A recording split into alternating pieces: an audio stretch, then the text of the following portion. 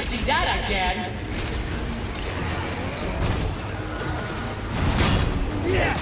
You're paying for that. Can't take a hit? Is this what passes for a Jedi now? Can't run forever.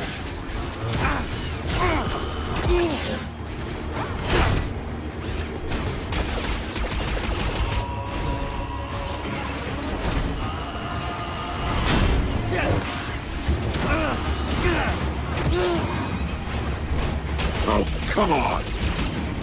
I'm up!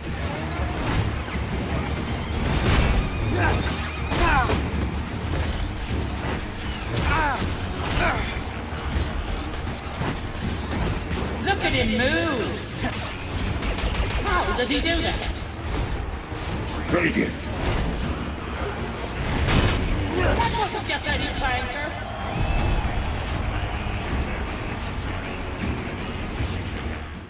Well, I hope you enjoyed looking at this LEGO build of Cal Kestis versus Daschorb, the Haxion Brood bounty hunter droid from the Star Wars Jedi Fallen Order game.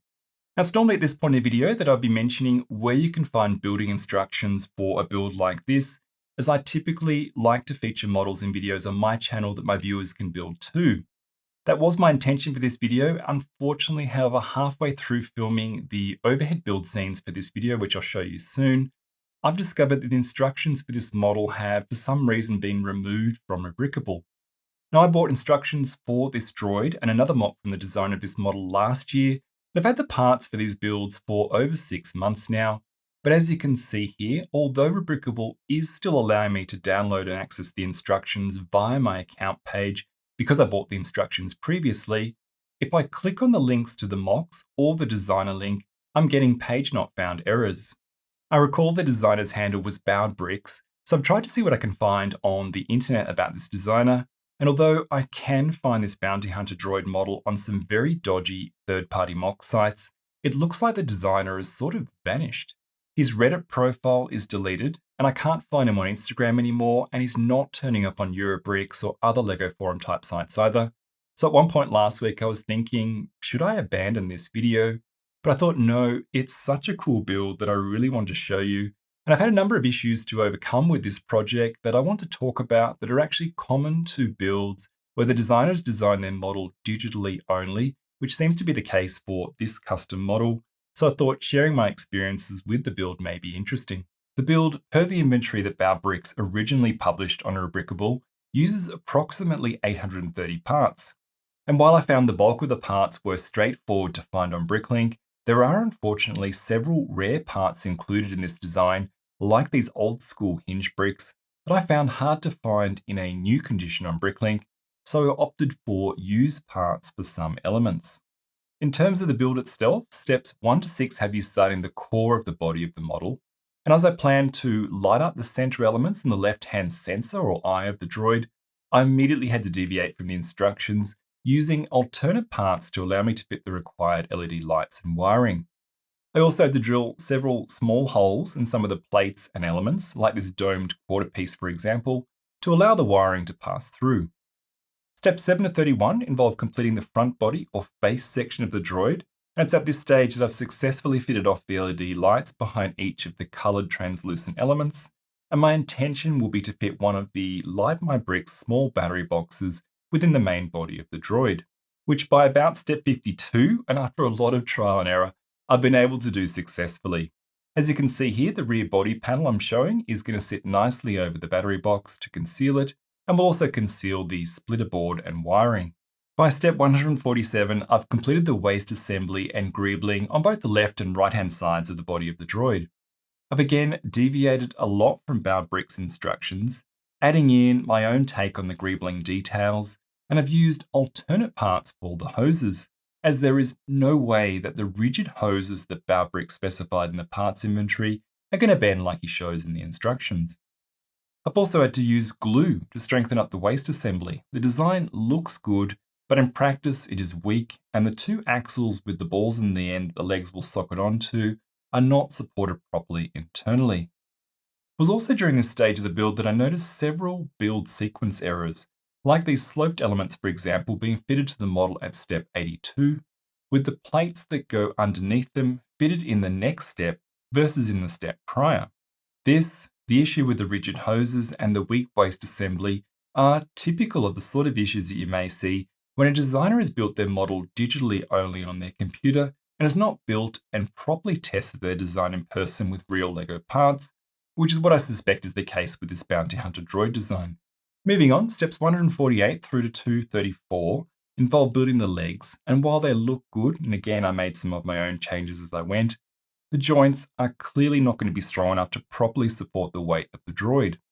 I can stand the model up, but I noticed the knee joints break easily, so again I had to use some glue to strengthen the knee joint plate connections, and this time I used epoxy glue for extra strength. I also had to apply glue to secure the part used for the hip joint at the top of each of the legs. This is not great, and I do get that for some, using glue with LEGO is a no-go, but I want this build to literally be able to stand up on its own 2 feet, so gluing some of those weak joints or areas was necessary. It was at this point in the build that I also realized I was going to need to build a custom base for this model to secure the feet to give it further stability. So I mocked up a base design in Studio, ordered the parts on Bricklink, and although somewhat of an experiment, I think the finished result looks quite good. And as you can see, the base sets the Daschorb versus Cal battle scene up quite well, giving both models stage presence. The final part of the build, up to step 302, involved building the arms, and I think these look great, and after fitting them, seem to bring the Bounty Hunter droid to life. Again, I made several cosmetic adjustments to the arms, and a few other final changes to the body of the model to finish it off. You probably will have noticed during the lead-in scenes for this video that the scale of the droid versus Cal for this LEGO build doesn't match the scale we see between these two characters in the game. The droid in the LEGO build does kind of tower over Cal, but this scale discrepancy was even worse when I had a minifigure version of Cal that I was originally intending for this scene. The LEGO built Cal you've seen in this video is something that I created in Studio, and is an alternate version of the large-scale figure design of the Scout Trooper that I featured in a recent video for the 74Z speeder bike mock, and I feel the upscaled figure is a much better match for the droid, and I'm very happy with how it looks. If you would like to build this, I'll put a link in the description of the video to a Google Drive folder where you can find my Studio model file for the figure and an XML parts list. Noting also that the lightsaber I use is one of the LED lit sabers from Light My Bricks, and again, I'll put a link in the description of the video to where you can buy those if you're interested in them. Well, this certainly has been a challenging build and video to complete, so I hope you've enjoyed watching this.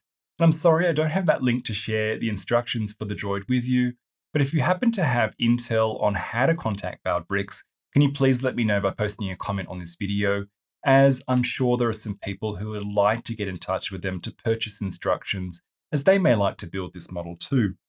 And on that note, please do not buy this model from those dodgy third-party mock sites that you may see online. Given the design and stability issues this model has, and that you'll likely be getting low-quality non-LEGO parts, buying this model from those sites is a recipe for disaster and disappointment. Now, finishing on a much more positive note, I wish you a fantastic year ahead for 2024, hopefully filled with enjoyable and rewarding LEGO builds. Take care, and I look forward to seeing you in the next video. You're paying for that. Can't take a hit.